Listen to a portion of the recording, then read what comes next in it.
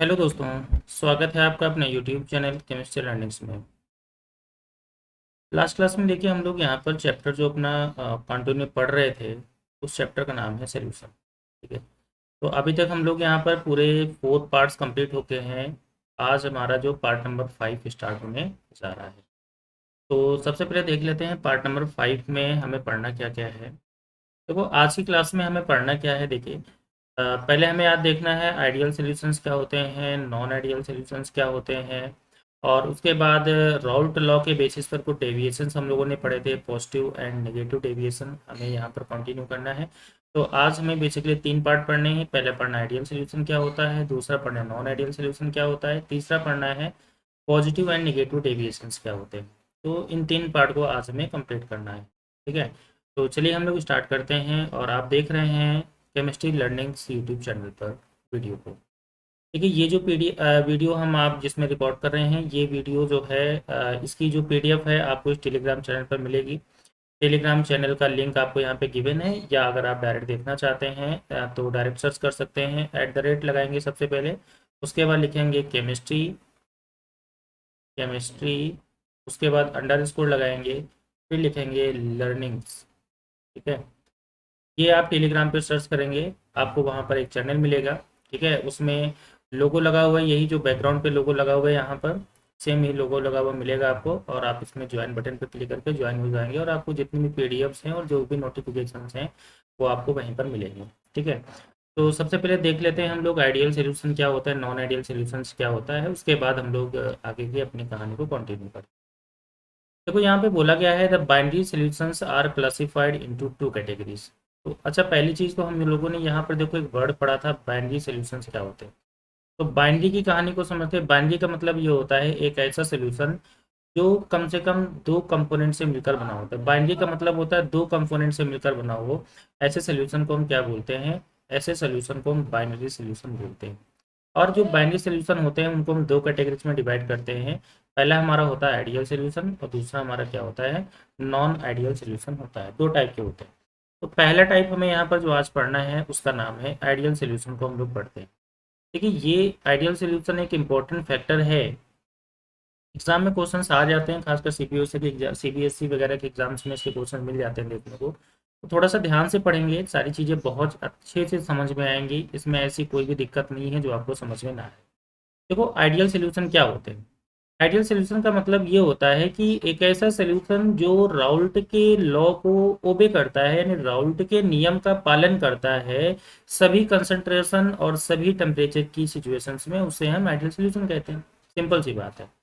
देखो यहाँ पे बोला गया है a solution of 2 or more completely miscible liquids is termed as an ideal solution when it obeys, किसको ओबे करता है, राउल्ट के लॉ को ओबे करता है at all concentrations and at all temperature. मतलब सभी तापमान की सभी अवस्थाएं और सांद्रता की सभी अवस्थाओं पर जो सॉल्यूशन राउल्ट के नियम का पालन करता है उसे हम क्या बोलते हैं, आइडियल गैस सॉल्यूशन कहते हैं, ये सॉरी आइडियल सॉल्यूशन कहते हैं। क्वेश्चन क्या है, क्वेश्चन यहाँ पर है कि हमारा राउल्ट का नियम क्या होता है, राउल्ट लॉ क्या होता है। ठीक है ना। राउल्ट लॉ क्या होता है ये हम लोगों ने लास्ट क्लास में पढ़ लिया था। राउल्ट लॉ क्या होता है आप पुराना वाला वीडियो देख लीजिए, आपको वहां पर सारा कंटेंट मिल जाएगा। ठीक है। तो अब यहाँ पर हम थोड़ी सी कंडीशन आगे आगे पढ़ते हैं। Conditions for the formation of ideal solution. Ideal solution की कौन कौन सी कंडीशंस हैं यहाँ पर जरा देखिएगा। यहाँ पर आइडियल सोल्यूशन की कौन सी कंडीशंस है। To formation of an ideal solution, the components must be similar in structures and polarity। जैसे मान लेते हैं कोई भी हमारे पास एक सोल्यूशन है, उसमें 2 कंपोनेंट ए और बी हैं, उनसे मिलकर के एक हमारा सोल्यूशन बना हुआ है। ठीक है ना। तो आइडियल सोल्यूशन की कंडीशन ये है कि ये दोनों कंपोनेंट जो हैं, या दो अगर लिक्विड आपस में मिलाए जा रहे हैं तो दोनों कंपोनेंट जो हैं उनके स्ट्रक्चर सेम होने चाहिए और उनकी पोलैरिटी क्या होनी चाहिए, सेम होनी चाहिए। और उनके जो है अपने identical molecular force, inter molecular forces होने चाहिए और जो कि अट्रैक्शन फोर्सेज होने चाहिए। ठीक है ना। Their components must possess identical molecular forces, यानी कि इनमें आइडेंटिकल इंटर मॉलिक्यूलर फोर्सेज होने चाहिए। ठीक है ना। तो देखो राउल्ट के नियम की एक मुख्य कंडीशन और क्या है, अभी हम आपको इसके कुछ और भी इंपॉर्टेंट चीजें आगे डिस्कस करेंगे, लेकिन अभी के लिए हम देखो क्या देखते हैं। Suppose a solution has two component A और बी। मान लेते हैं कि हमारे पास एक सोल्यूशन है जिसके दो कंपोनेंट ए बी है। तो ये कंपोनेंट मिल करके आइडियल सोल्यूशन केवल तभी बनाएंगे, कब बनाएंगे, जब जैसे मान लेते हैं एक कंपोनेंट है ए और एक कंपोनेंट है बी। तो इनके कंपोनेंट ए और कंपोनेंट बी के बीच का जो अट्रैक्शन फोर्स होना चाहिए, कंपोनेंट ए के अपने स्वयं के अट्रैक्शन फोर्स और कंपोनेंट बी का अपना स्वयं के मॉलिक्यूल्स के बीच अट्रैक्शन फोर्स, ये जो तीनों फोर्स हैं, ये तीनों फोर्स इक्वल होने चाहिए या लगभग सिमिलर होने चाहिए। कहने का मतलब जैसे कंपोनेंट ए और कंपोनेंट बी के बीच में जो इंटरमॉलिक्यूलर फोर्सेस आ रहा है, ट्रैक्शन फोर्स आ रहा है, कंपोनेंट ए का अपने ही कंपोनेंट ए का ए के साथ जो इंटरमॉलिक्यूलर ट्रैक्शन फोर्स है और कंपोनेंट बी का अपने ही कंपोनेंट के साथ इंटरमॉलिक्यूलर ट्रैक्शन फोर्स है, अगर ये तीनों सेम है, इसका मतलब वो जो सोल्यूशन होगा वो आइडियल सोल्यूशन होगा। क्लियर हो गया यहाँ पर। They can form ideal solution only when AB intermolecular forces are similar to AA and BB intermolecular forces। तो ये कहानी है। अच्छा, इसके इस टाइप के क्वेश्चंस डायरेक्ट एग्जाम में आ जाते हैं कि आइडियल सोल्यूशन के लिए कौन सी कंडीशन फॉलो होनी चाहिए या कौन सी शर्त फॉलो होनी चाहिए। तो आपको इन सारी शर्तों को समझना है। आइडियल सोल्यूशन कोई भी सोल्यूशन तभी होगा जब उनके डिफरेंट कंपोनेंट का जो अट्रैक्शन फोर्स है उनके इंडिविजुअल किसी एक मॉलिक्यूल के अपने ही मॉलिक्यूल के साथ अट्रैक्शन फोर्स के अगर अप्रोक्सीमेट सेम आ रहा है, तो ऐसे सोल्यूशन हम क्या कहेंगे, ऐसे सोल्यूशन जो होते हैं वो हमेशा आइडियल सोल्यूशन बनाते हैं। अब देखो थोड़ा सा एग्जांपल देख लेते हैं। यहाँ पे एग्जांपल क्या है, बहुत से एग्जांपल हम लोगों ने यहाँ पे दे रखे हैं। जैसे पहला एग्जांपल है यहाँ पर एन हेक्सेन और हेप्टेन, बहुत कॉमन सा एग्जांपल है, बहुत पूछा जाता है। बेंजीन और टोलूइन, ये भी बहुत कॉमन सा एग्जांपल है। क्लोरोबेंजीन और ब्रोमोबेंजीन। चौथा एग्जांपल है ethyl bromide and ethyl iodide है। पांचवा एग्जांपल है एथिलीन डाइब्रोमाइड और प्रोपिलीन डाइब्रोमाइड है। छठा एग्जांपल है बेंजीन और एथिलीन डाइक्लोराइड। ठीक है ना। तो हमने आइडियल सोल्यूशन के यहाँ पे टोटल कितने एग्जांपल दे रखे हैं, हमने यहाँ पे 6 एग्जांपल दिए हैं। 6 एग्जांपल में स्टार्टिंग की जो ये 3 एग्जांपल हैं तो इनसे डायरेक्ट क्वेश्चन आ चुके हैं, कई बार एग्जाम में क्वेश्चन आ चुके हैं। तो आप इनको समझेंगे क्या कि हेक्सेन और हेप्टेन का जो मिक्सचर होता है ये आइडियल सोल्यूशन होता है। बेंजीन और टोलुइन का मिक्सचर आइडियल सोल्यूशन होता है। क्लोरोबेंजीन और ब्रोमोबेंजीन का मिक्सचर आइडियल सोल्यूशन होता है। एथाइल ब्रोमाइड और एथाइल आयोडाइड का मिक्सचर आइडियल सोल्यूशन होता है। एथिलीन डाइब्रोमाइड और प्रोपिलीन डाइब्रोमाइड का सोल्यूशन मिक्सचर आइडियल सोल्यूशन होता है। बेंजीन और एथिलीन डाइक्लोराइड का सोल्यूशन आइडियल सोल्यूशन होता है। अब हम मान लेते हैं यहाँ पर एक पहले एग्जाम्पल उठाते हैं और इस पहले एग्जाम्पल इन चीजों को और अच्छे से समझने की कोशिश करते हैं। देखो थोड़ा सा ध्यान से समझने की कोशिश करते हैं कि आइडियल सोल्यूशन ये क्यों शो करते हैं। देखो समझते हैं यहाँ पर। जैसे मान लेते हैं कि हमने जो एग्जाम्पल लिया है वो हमने लिया है हेक्सेन, हेक्सेन के साथ में हमने एग्जाम्पल लिया है हेप्टेन का। ठीक है ना। हेक्सेन और हेप्टेन का एग्जाम्पल है। तो देखो ये आइडियल सोल्यूशन क्यों है, रीजन क्या है। देखो हेक्सेन और हेप्टेन के बीच में जो इंटरमॉलिक्यूलर फोर्स है, इनके बीच में जो इंटरमॉलिक्यूलर फोर्स है वो किसके किसके इक्वल है, वो हेक्सेन के अपने ही एक दूसरे मॉलिक्यूल के साथ का जो इंटरमॉलिक्यूलर फोर्स है, या फिर जो हेप्टेन है उसका अपने ही एक अदर मॉलिक्यूल के साथ, इनके बीच का जो अट्रैक्शन फोर्स है ये भी सेम है और इनके बीच का अट्रैक्शन फोर्स जो है ये भी सेम है। यानी कि इन सभी के अट्रैक्शन फोर्स क्या है, आपस में सेम है। इसका मतलब ये तीनों ही सोल्यूशन क्या शो करेंगे, ये तीनों ही एक दूसरे के आइडियल सोल्यूशन होंगे, या फिर इनका जो मिक्सचर होगा वो आइडियल सोल्यूशन क्या हो जाएगा, आइडियल सोल्यूशन हो जाएगा।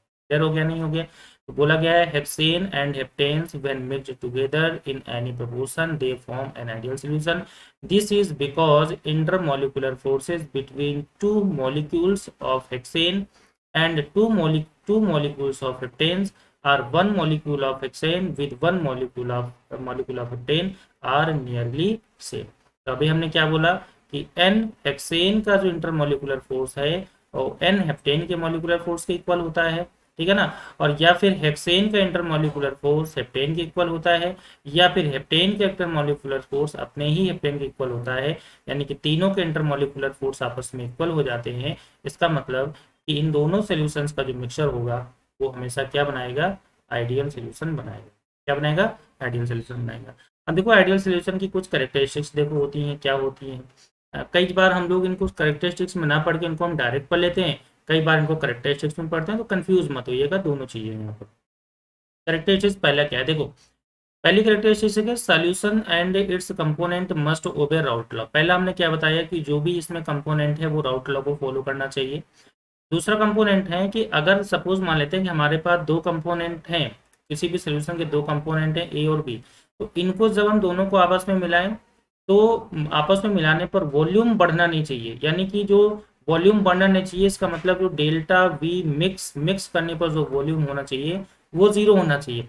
और साथ में जब इनको हम मिक्स कर रहे होते हैं तो एनर्जी का जो होना चाहिए, एनर्जी का भी मिक्स करने पर कोई भी चेंजेस नहीं होने चाहिए, यानी कि एनर्जी की मिक्स भी हमें एक से क्या होनी चाहिए, जीरो होनी चाहिए।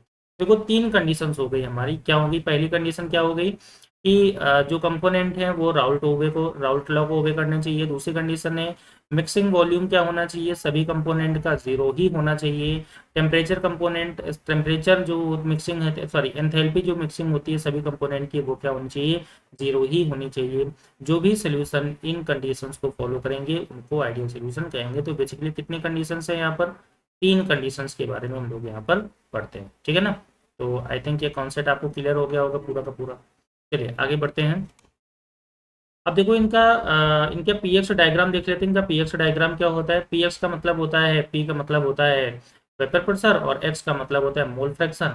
वेपर प्रेशर और मोल फ्रैक्शन का आइडियल सोल्यूशन में डायग्राम कैसा होता है ये देख लेते हैं। देखो मान लेते हैं कि ये जो नीचे से ऊपर की तरफ कंडीशन आ रही है ये हमारी वेपर प्रेशर की है, और इधर से इधर जो कंडीशन आ रही है वो हमारी मोल फ्रैक्शन की है। तो देखो ऐसी कंडीशन में एक्स ए यहाँ पर अगर 1 है, एक्स ए यहाँ पर 1 है तो एक्स बी यहाँ पर 0 हो जाएगा। तो यहाँ पर ये प्रेशर हमारा पी ए हो जाएगा और ये प्रेशर हमारा क्या हो जाएगा, ये पी बी हो जाएगा। तो राउल्ट लॉ ये कहता है कि पी ए इक्वल टू क्या होगा, P naught A into X A होता है, ये कल हम लोगों ने डिस्कस किया था।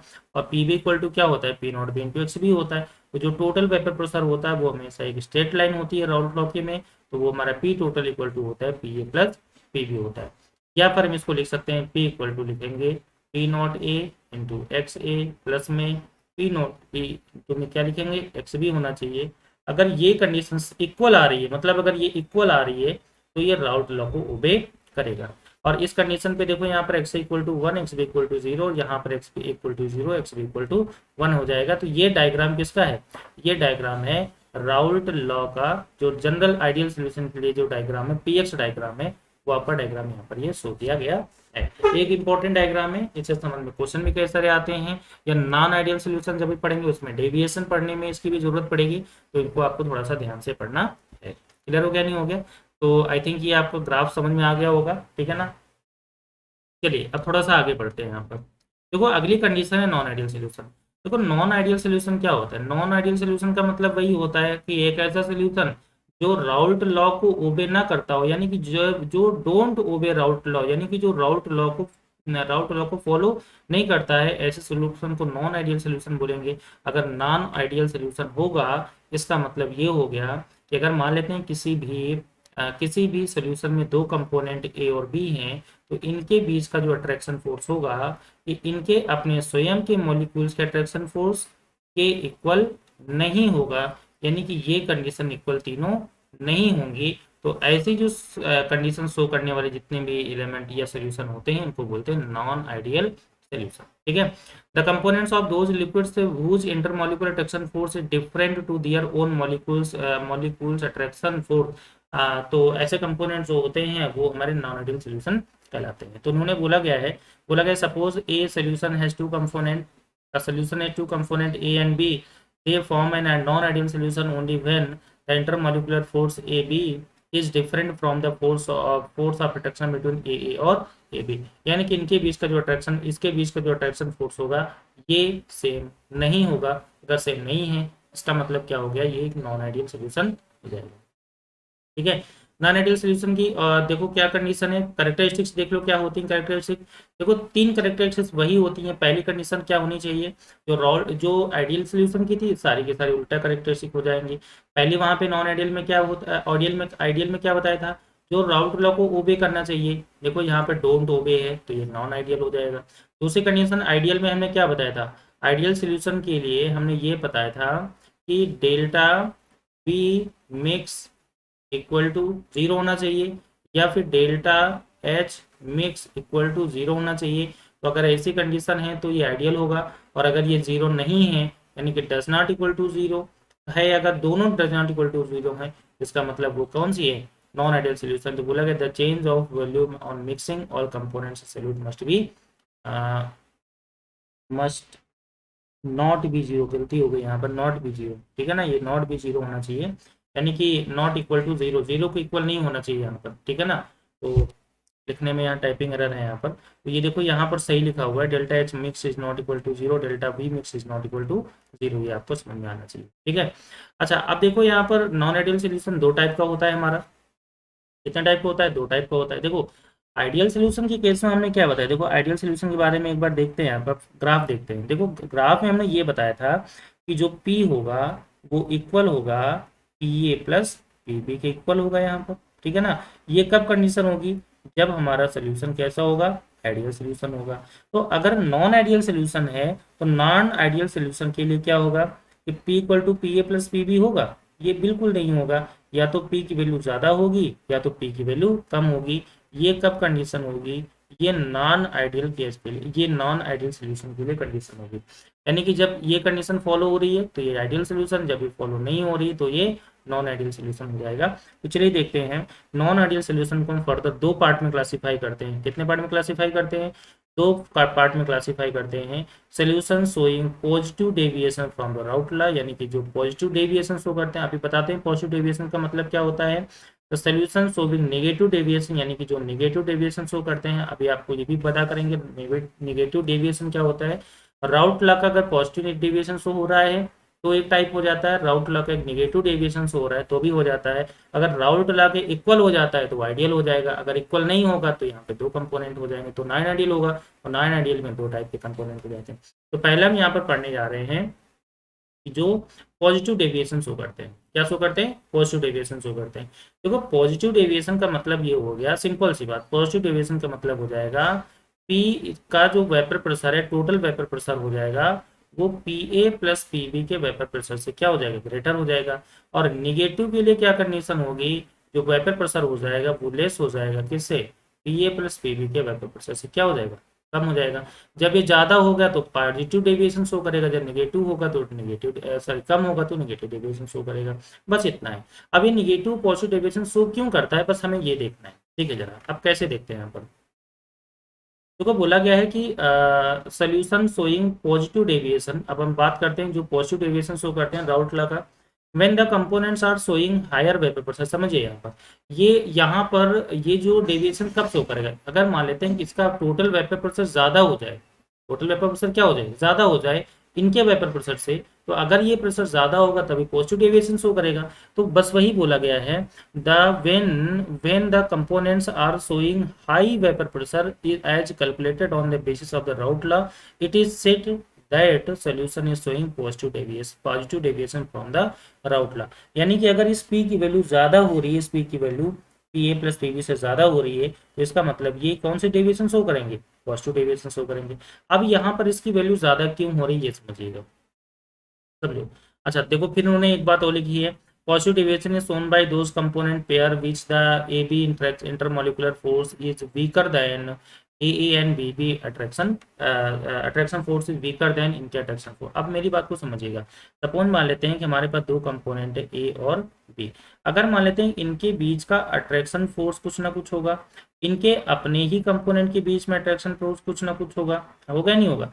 मान लेते हैं अगर इनका अट्रैक्शन फोर्स कम है और इनके कंपैरिजन में, तो अगर अट्रैक्शन फोर्स कम है तो ये जल्दी से वेपराइज हो जाएंगे, क्या हो जाएंगे, जल्दी से वेपराइज हो जाएंगे। तो जब जल्दी से वेपराइज हो जाएंगे तो एक कांस्टेंट टेम्परेचर पर वेपर प्रेशर ज्यादा होगा या नहीं होगा, तो सिंपल सी बात है, एक कांस्टेंट टेम्परेचर पर वेपर प्रेशर ज्यादा हो जाएगा। तो टोटल वेपर प्रेशर अगर ज्यादा हो गया तो उसको हम बोलेंगे पॉजिटिव डेविएशन।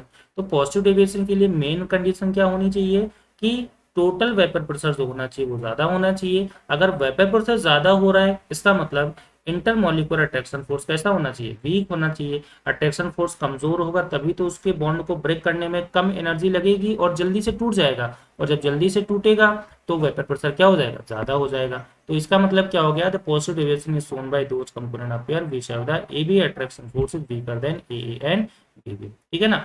दूसरी कंडीशन क्या होनी चाहिए कि जो डेल्टा मिक्स होना चाहिए वो 0 से बड़ा होना चाहिए और डेल्टा वी मिक्स होना चाहिए वो भी 0 से ग्रेटर होना चाहिए। तो इसका मतलब ये 3 कंडीशंस हो गई यहाँ पर। पहली कंडीशन कि A B intermolecular force weak होना चाहिए, इसके अपोजिट कह सकते हैं मतलब vapour pressure total vapour pressure greater होना चाहिए। तीसरी कंडीशन क्या कह सकते हैं, delta H mix equal to 0 होना चाहिए और नेक्स्ट हो जाएगा delta V mix equal to 0 होना चाहिए। तो ऐसी कंडीशन देखो यहाँ पर क्या है, जो जनरल राउट ला है उसका डेविएशन का ग्राफ ऐसे जाता है, लेकिन जब पॉजिटिव डेविएशन होता है तो उसका ग्राफ थोड़ा सा ऊपर हो जाता है। वैसे ही सेम कंडीशन में पीए की बात करें तो इसका जनरल ग्राफ ऐसे जाता है, लेकिन जब पॉजिटिव होता है तो इसका ग्राफ थोड़ा सा ऊपर हो जाता है। हो जाता नहीं हो जाता। तो पहले ग्राफ देखो यहाँ पर टच कर रहा था, ठीक है ना, एक ना देखें, पहले ग्राफ देखो यहाँ पर टच कर रहा था, अब वो ग्राफ यहाँ पे पहुंच गया। जो ग्राफ पहले यहाँ पर ऐसे आ रहा था अब वो ग्राफ ऊपर हो गया, मतलब टोटल वेपर प्रेशर जो हो गया वो पहले वाले से ज्यादा वेपर प्रेशर यहाँ पर हो गया। यहाँ पर समझ गए नहीं समझ गए। तो ऐसी कंडीशन को कौन शो करेगा, पॉजिटिव डेविएशन वाले शो करेंगे। बाकी कंडीशन वही है, X A equal to 1 X B equal to 0, यहाँ पर X equal to 0 X B equal to 1, ये कंडीशन हमारी मोल फ्रैक्शन की हो जाएगी और ये कंडीशन हमारी वेपर प्रेशर की हो जाएगी। सेम कंडीशन है यहाँ पर। अब देखो इसके कुछ एग्जाम्पल देख लेते हैं। एग्जाम्पल कई बार पूछ ले जाते हैं, कई बार नहीं भी पूछे जाते हैं। जैसे वाटर और मेथेनॉल जो है ये पॉजिटिव डेविएशन शो करेगा, water ethanol positive deviation, carbon tetrachloride CCl4 और chloroform CaCl3 positive deviation show करेंगे, carbon tetrachloride CCl4 benzene C6H6 ये भी पॉजिटिव डेविएशन शो करेंगे, कार्बन टेट्राक्लोराइड और टोलुइन ये दोनों ही क्या शो करेंगे, पॉजिटिव डेविएशन, एसीटोन और कार्बन डाइसल्फाइड और ये शो क्या करेंगे, पॉजिटिव, एसीटोन और एथेनॉल या एसीटोन और बेंजीन तो ये सभी क्या शो करेंगे, ये सभी आपके शो करेंगे पॉजिटिव डेविएशन। क्या शो करेंगे, ये सभी पॉजिटिव डेविएशन आपका शो करेंगे। आई थिंक आपको ये सारा कॉन्सेप्ट समझ में आ गया होगा, ठीक है ना। अब देखो अगला क्वेश्चन है, अगला पार्ट है सोल्यूशन शोइंग निगेटिव डेविएशन, यानी कि ऐसे कंपोनेंट जो निगेटिव डेविएशन शो करते हैं उनकी कहानी क्या होती है।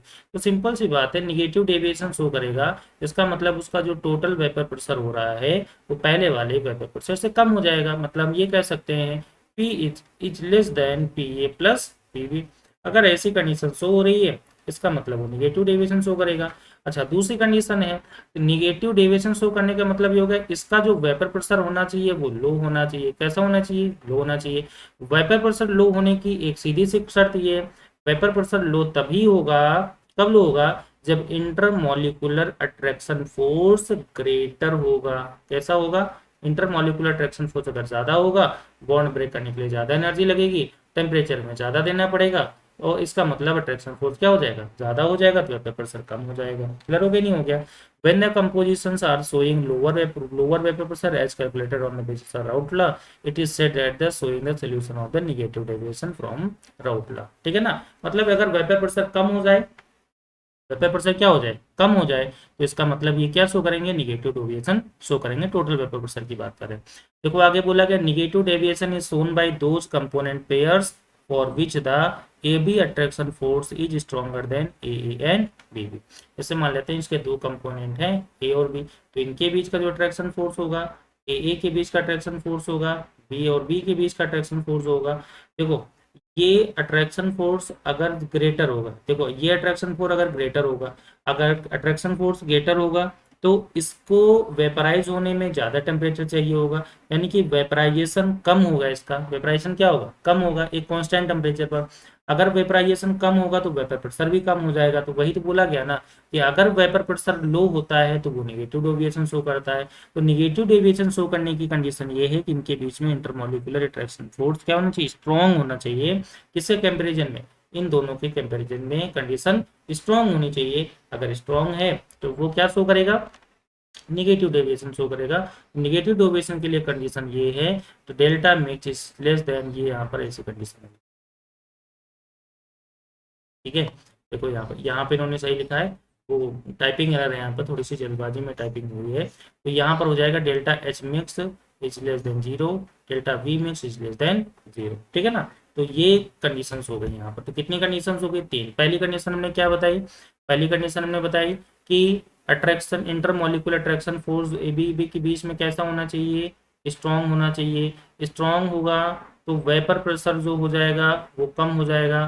दूसरी कंडीशन हमने क्या बताई डेल्टा एच मिक्स जो होना चाहिए वो 0 से छोटा होना चाहिए, या delta V mix is less than किससे होना चाहिए, 0 होना चाहिए। तो अगर ये तीन कंडीशन आपकी फॉलो हो रही हैं तो वो हमारे क्या शो करेगा, निगेटिव डेविएशन शो करेगा। देखो एग्जांपल इसके देख लेते हैं निगेटिव डेविएशन के।